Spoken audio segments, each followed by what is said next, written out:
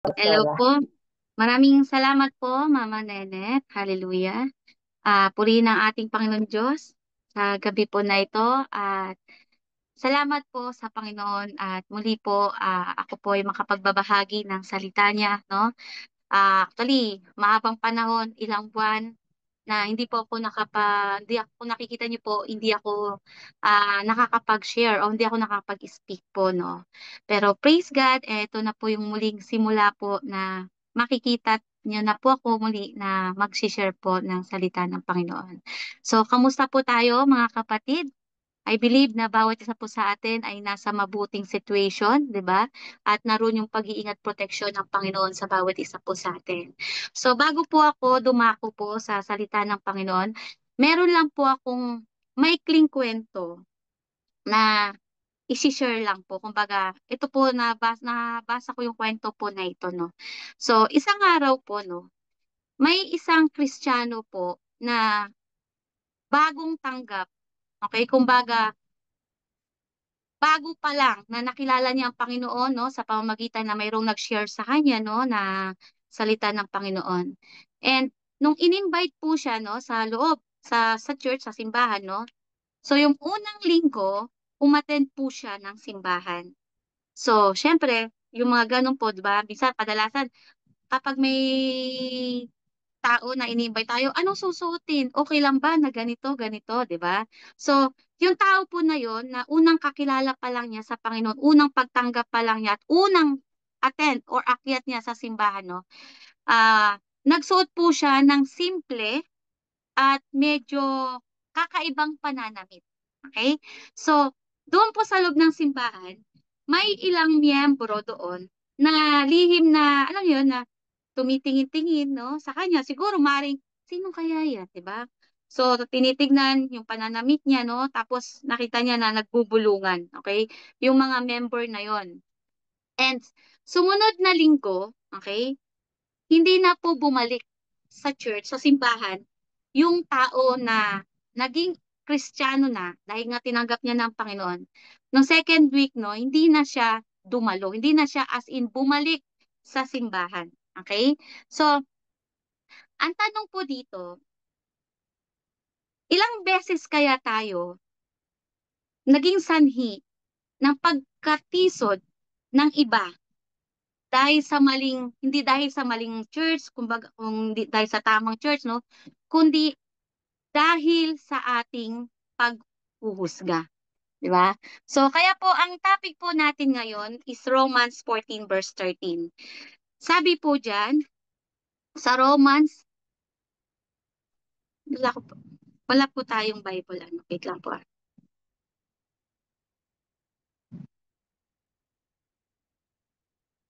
Romans. Okay. Sabi po diyan sa Romans 14 verse 13. Huwag na nating hatulan ang isa't isa. Huwag na rin tayong maging dahilan ng pagkakasala ng ating kapatid. Amen? So, hatulan. So, ibig sabihin po nito, no? Tumutukoy po ito sa salitang paghusga. Paghusga sa kapwa, paghusga sa tao, paghusga sa kakilala, kapatid, kapatiran, pamilya, di ba? So, ang paghatol po ay hindi gawain or hindi siya tungkulin ng isang tao, kundi ito po ay para sa Diyos. Ang Diyos lang ang may karapatang humatol sa bawat isa po sa atin. So, marami po sa panahon natin ngayon ang gumagawa ng mga bagay na ito.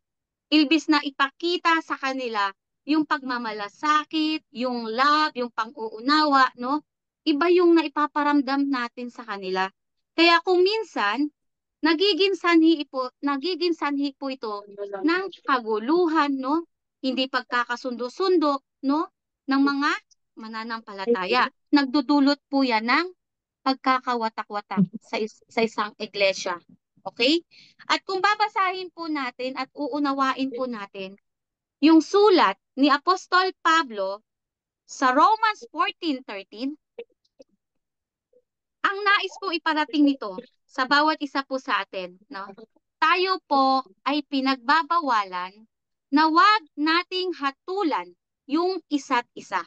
So, para kanino po ina-address or pinaparating itong sulat po ni Apostol Pablo? So, para po ito sa ating mga mananampalataya, para sa ating lahat. Okay, wala pong exempted diyan, para sa ating lahat. Okay? So, bakit po ito naisulat ni Apostol Pablo? Ito po ay upang bigyang babala ang bawat isa po sa atin. Amen? Kasi po, nung panahon po nila, no, nila Apostol Pablo, yung mga mananampalataya noon ay mayroon po silang hindi pagkakaunawaan. Okay? Meron silang hindi sila nagkakaintindihan. So patungkol po 'yan sa mga pagkain, no, yung araw ng pagsamba nila, no? At saka yung mga iba pa po nilang mga paniniwala and yung mga tradisyon nila. Okay? Kaya po, isinulat po ito ni Apostol Pablo upang maiwasan at turuan ng tama yung mga tao na kailangang matutunan na magkaroon tayo ng malasakit sa kapatid natin. Kung ang kapatid mo po ay nangihina, kung ang kapatid natin nangihina, ano pong gagawin nating tulong? 'Di ba? Ang gagawin po natin, tutulungan natin siya lumakas, mag-grow, 'di ba? Hindi yung mismo na tayo pa mismo yung magiging dahilan upang siya ay magkasala at manlamig o manghina sa kanyang pananampalataya. So, marami po no sa panahon natin ngayon na na hindi nauunawaan at nawawalan ng kontrol yung mga isip, yung bibig, no, yung pagsasalita. Wala na tayong ingat sa mga salitang nabibitawan natin. Amen? So, kahit na masaktan na yung kapatid mo, no, okay lang. Basta nasabi ko kung ano yung gusto mong sabihin, 'di ba? So, mga kapatid, habang binabasa ko po itong verse na ito, nag-guilty po ako dahil po naranasan ko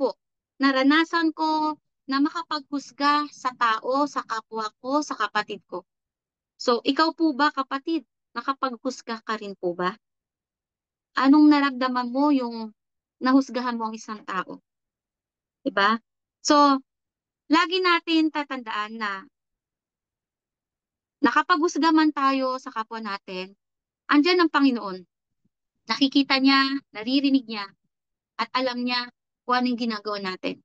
Andyan din ang Panginoon, handa po siyang magpatawad sa mga tao na nakapaghusga, sa mga tao na taos puso yung pagsisisi nila, na ang Panginoong Diyos natin, handa po tayong patawarin sa mga kasalanan ng mga nagagawa natin.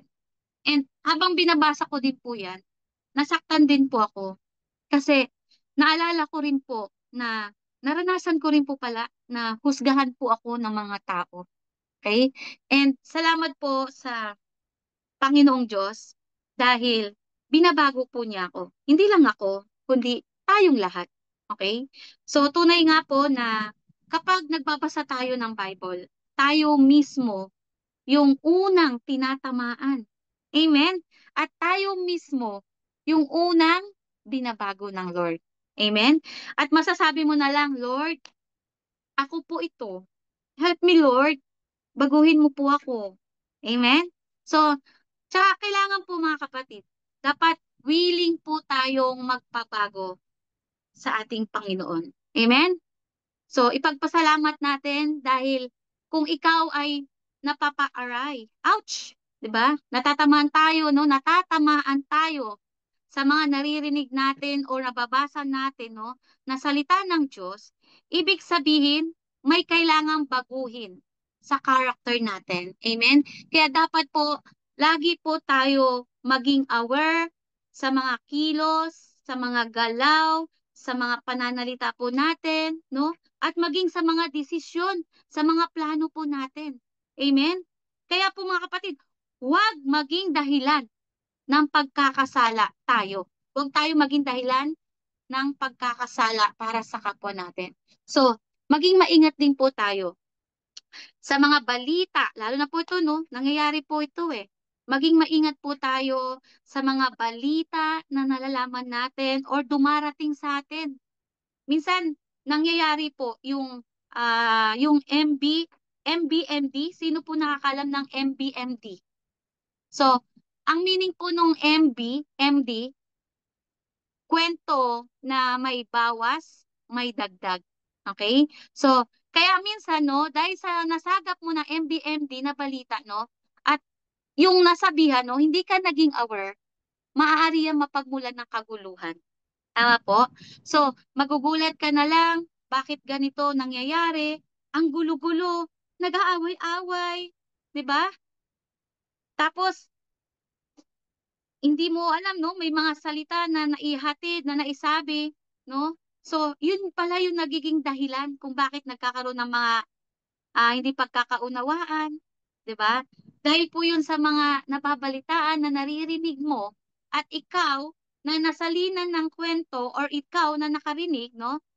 Hindi ka naging aware, hindi ka naging maingat, 'di ba? Sa pakikinig mo, 'di ba? Kasi minsan ito yung kwento. Pag dumating na naisalin, merong nawala yung isang words, napalitan ng ibang words. Kaya nagkakaroon ng mga hindi pagkakaunawaan. Nagkakaroon ng pagtatalo-talo, nagkakaroon ng kaguluhan, 'di ba? Yung ando na yung pagkakampi-kampi, 'di ba? So, tandaan natin po, no, kapag may mga gulo, ang kaaway, laging nandyan. Ay, tandaan din natin ang kaaway, tuso po yan. Always ready yan. Nag-aabang lang po yan sa mga maling nating gagawin, hakbang, desisyon natin. Gagamitin yan ng kaaway para magkaroon ng gulo. Okay? Para makapagdulot din sa atin ng pagkakasala. Amen? So, bali ito po ay isa lang po itong paalaala na wag natin hatulan ang isang tao base sa nakita or base lang sa narinig mo or narinig natin. Amen? Kaya po, sabi sa Romans 2 verse 1,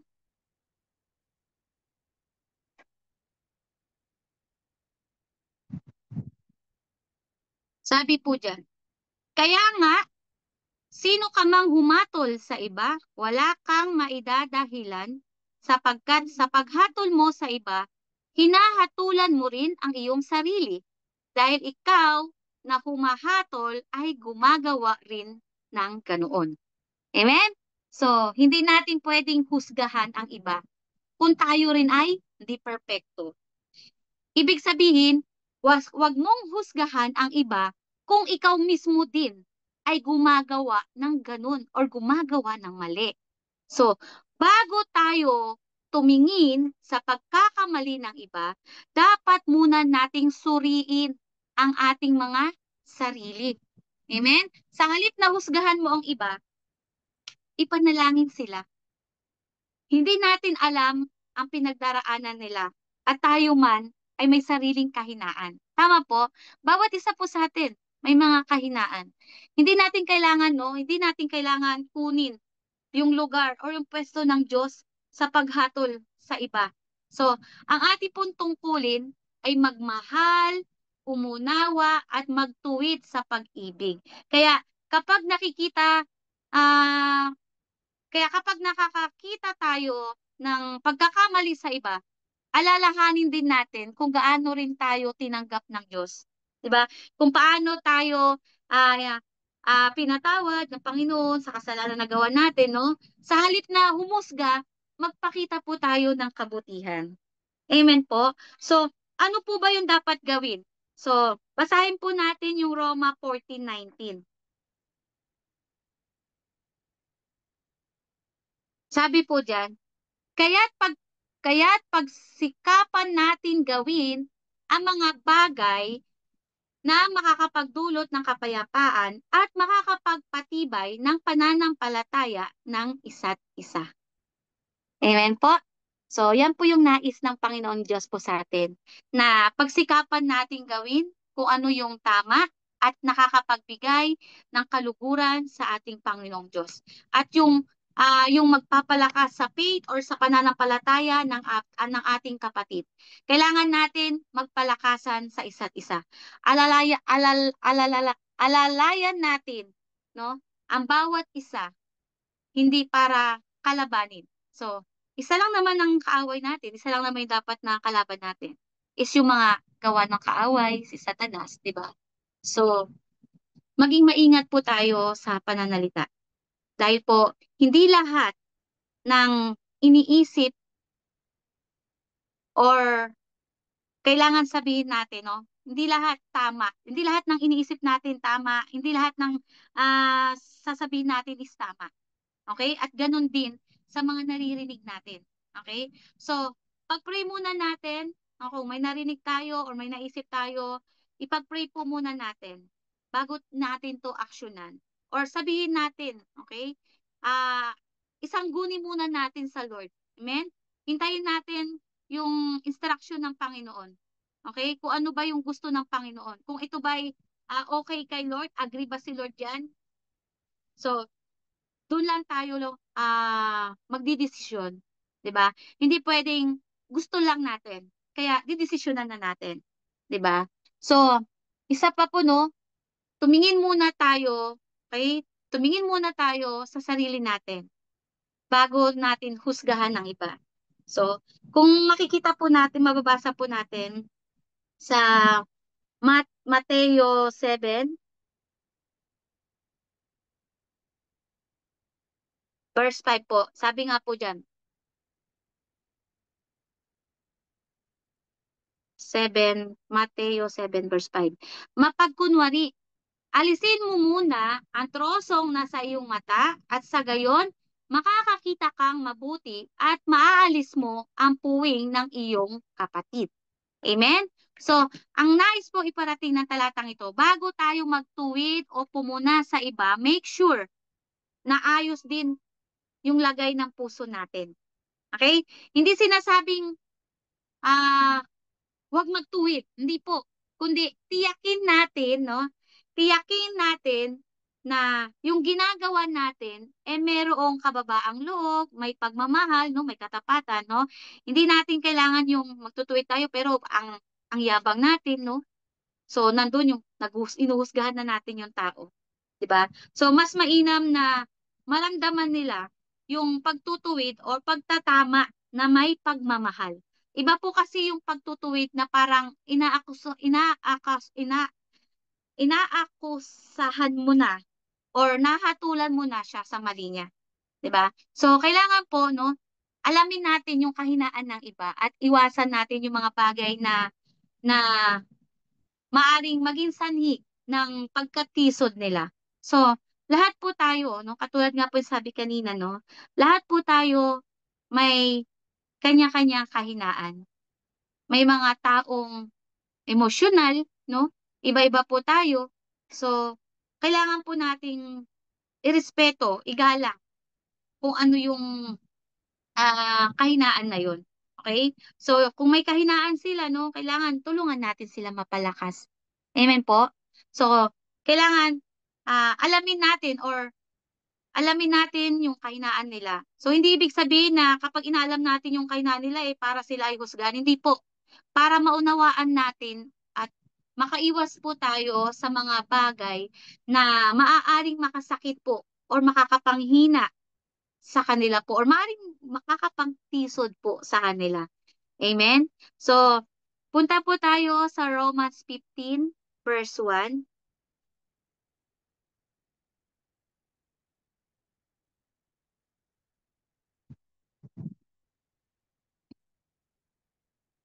Sabi po diyan, tayong malalakas sa pananampalataya, tulungan natin ang mga mahihina sa pananampalataya. Huwag ang pansariling kasiyahan lamang ang ating iisipin. Amen? Iisipin. Okay? So, amen. Kung mas mature ka, no? Kung mas mature ka doon sa pananampalataya, no? At or mas malalim ka, no? So, dapat kung sino yung mas malalim, siya dapat yung magpakita or mas malawak ka, no? Ikaw dapat yung magpakita ng yung pang-unawa mo doon sa taong mahina. Amen? Naunawaan niyo po mga kapatid. Hallelujah. So, punta po tayo sa First Thessalonica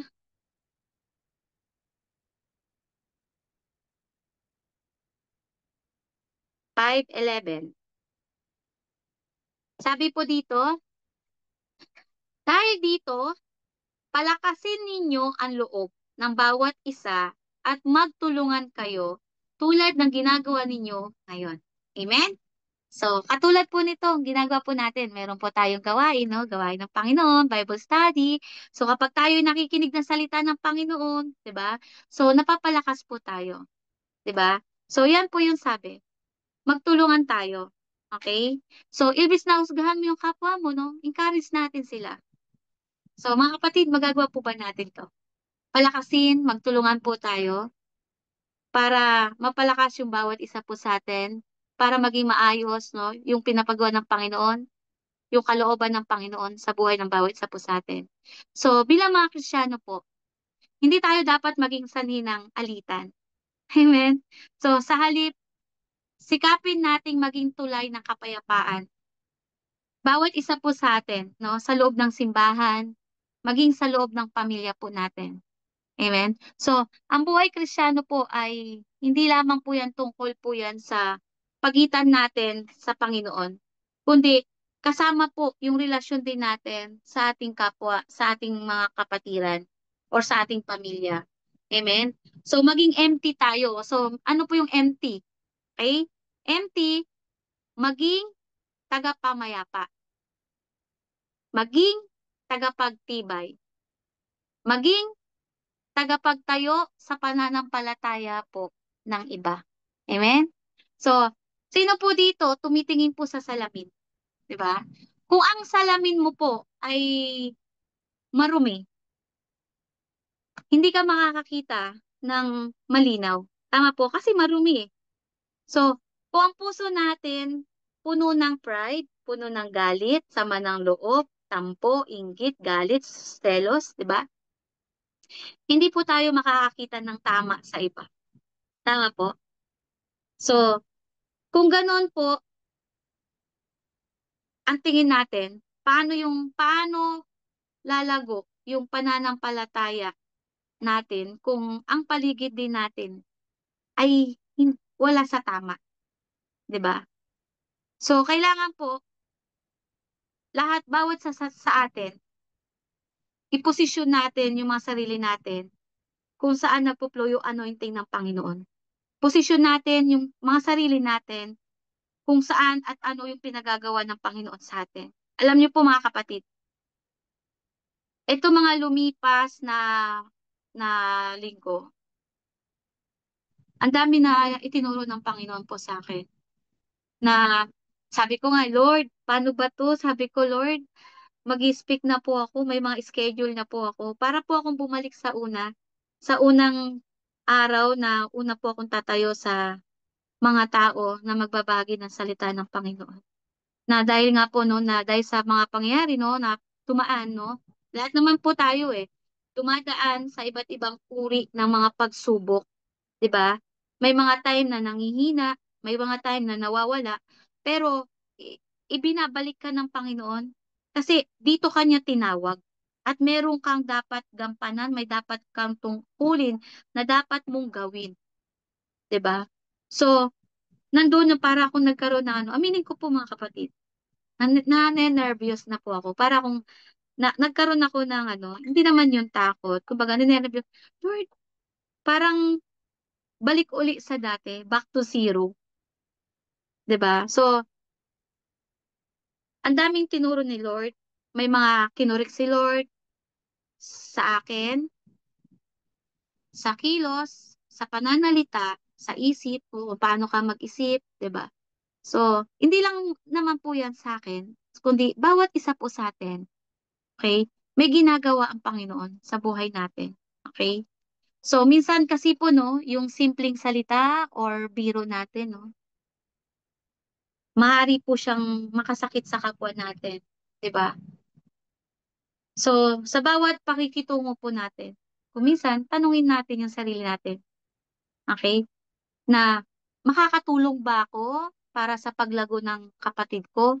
At kung hindi naman, eh, mas mabuting manahimik at manalangin na lang. Okay? Kasi baka sa sobrang salita, eh, mamaya, eh, hindi natin alam na ano po ba tawag dito? Kapag halimbawa nagsalita po kayo, tapos kadalasan ito po yung nagiging ano ng problema. Ayun, na-o-offend. Okay? So, may mga na-offend na hindi, wala kang intention na masama doon sa sinabi mo, pero yung kausap mo, dahil nga sensitive, kung minsan, no, na-offend na sila. 'Di ba? Pero ikaw na nagsasalita, hindi ka naging aware, 'di ba? So, mga kapatid, eto po, hindi po tayo tinawag ng Diyos upang maging tagahatol, kundi tagapagtayo, tagapaglaka o alalay no ng mga kapatid natin, no? Okay? So, ang simbahan po, hindi po yan korte, okay?